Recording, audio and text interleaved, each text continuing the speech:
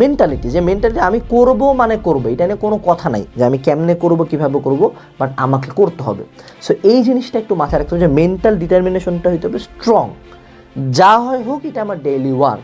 এবং একটা পর্যায়ে যখন মেন্টাল ডিটারমিনেশন প্রথম খুব খারাপ লাগবে, প্রথম মনে হবে যে আল্লাহ এত কিছু করে কী লাভ, লাভ একটাই, সেটা হলো একটা পর্যায়ে আমি এই পরিশ্রমটা আমার ওয়ার্থ ইট হবে। আমি জীবনে দেখছি যে পৃথিবীর কোনো সেক্টরে আমার দেওয়া হার্ডওয়ার্ক বিফলে যায়নি, এটার আমি আউটপুট আইজ হোক কাইল হোক কোনো এক জায়গায় পাইছি।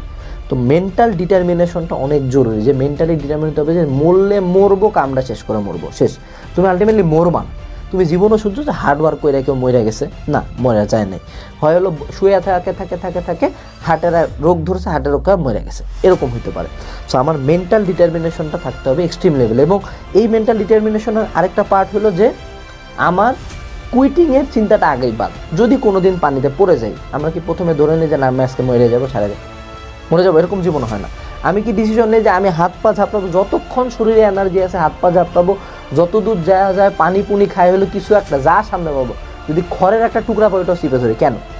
আমার কুইটিংটা আগেই বাদ, আমি চেষ্টা করবো বাঁচার। ঠিক তেমনই এরকম একটা মোডে ব্রেনকে নিয়ে যেতে হবে যে না আমার কুইটিং আগে বাদ, আমার আজকে এইগুলো কাজ আছে আমি করবো, আমার আজকে 10 ঘন্টা পর আমি পড়বো, আমার আজকে এই 7টা টাস্ক আছে আমি করবো, আমি জিমে যাওয়ার আমি যাবো, আই ডোন্ট কেয়ার যে আমি কেমন ফিল করতেছি, I don't give a single shit. আমাদের বডি তার কর্মক্ষমতার 40% 50% গেলে কান্দাকাটি শুরু করে যে ওরে আল্লাহ বস অনেক হয়েছে, বস আর না। কিন্তু আমাদের কিন্তু ওইটার দিকে শোনা যাবে না।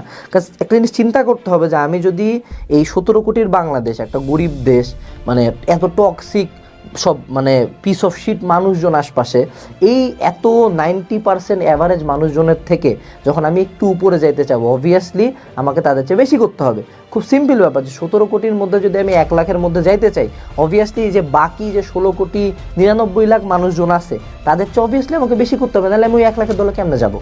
তো এরকম বিভিন্ন মেন্টাল অ্যাসপেক্ট চিন্তা করে কাজ করতে থাকতে হবে। লাস্ট বাট নট লিস্ট, সেটা হলো যে it's about discipline and habit. ব্যাপারটা হলো যে আমি যদি আজকে হঠাৎ করে চিন্তা করি যে না আমি আজকে 17 ঘন্টা পড়বো, বা আমি আজকে সারাদিনে এতগুলো কাজ করবো, আমি কি প্রথম দিকে এরকম কাজ করতে পারতাম? বা আমি প্রথম দিকে প্রতিদিন জিম করতে যেতে পারতাম না? আমার এনার্জি লেভেল লো ছিল। তো আমি যখন কন্টিনিউয়াসলি ধীরে ধীরে কাজের পরিমাণ বাড়াইছি, কন্টিনিউয়াসলি কাজ করে গেছি, without quitting, without caring about how I feel, continuously কাজ করতে করতে একটা পর্যায়ে আমার ব্রেন, আমার বডি এখানে অ্যাডাপ্ট করে দিয়েছে যে এই বস আছে, বস সারাদিনে এই কামগুলো করে, এখন আমি 4 ঘন্টা ঘুমাই, 5 ঘন্টা ঘুমাই, হলে আমার রিকভার করতে হবে। তোমার শরীর মানায় নেবে, শরীরে তুমি যা স্বভাব, ব্রেনে তুমি যা স্বভাব মানে নেবে। নাহলে এই যে রিক্সালাম আমার এতটুকু খায়, এত পরিশ্রম কীভাবে করতে পারে?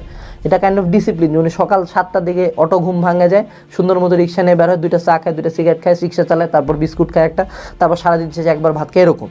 তো তোমাকে কন্টিনিউয়াসলি করতে করতে একটা পর্যায়ে হ্যাবিট ফর্ম হয়ে যাবে, একটা পর্যায়ে এটা ডিসিপ্লিনে আনতে হবে। মানে মোটিভেশন কিন্তু সবসময় কাজে লাগে না। আমি এখন ভিডিওটা বানাতে যাই খুব মোটিভেটেড ফিল করতেছি না, বাট আমি জানি যে আজকে আমাকে 10টা ভিডিও বানাইতে হবে, এটা কাইন্ড অফ আমার হ্যাবিট, এটা আমার ডিসিপ্লিন, যে না আমি আমার চ্যানেলে পার উইক এতগুলো কন্টেন্ট দিব। সো এরকম ওভারঅল থিঙ্কিং প্রসেস এবং এগুলা ফ্যাক্টর মিলায় আমরা চাইলে এনার্জেটিক থাকতে পারি।